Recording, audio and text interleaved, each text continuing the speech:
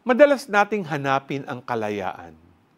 Kalayaan mula sa takot, kasinungalingan, o mga bagay na pumipigil sa ating pag-usad. Pero paalala ni Jesus, ang tunay na kalayaan ay nagmumula sa katotohanan. Ang katotohanan ito ay hindi lang kaalaman, kundi ang pagkilala sa Kanya bilang katotohanan at pamumuhay ayon sa Kanyang salita. Sinabi ni Jesus sa gospel natin ngayon, kung mananatili kayo sa aking salita, kayo ay tunay na mga alagad ko.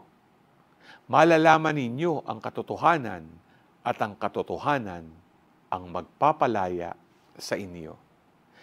Ngayong araw, magandang maglaan tayo ng oras upang suriin ang ating mga puso at isip.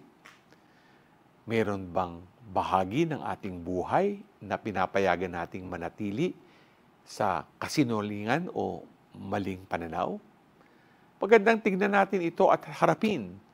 Idalangin natin sa Diyos na tulungan niya tayong yakapin ang katotohanan. Manatili tayo sa katotohanan ni Kristo sa ating buhay. G ka ba?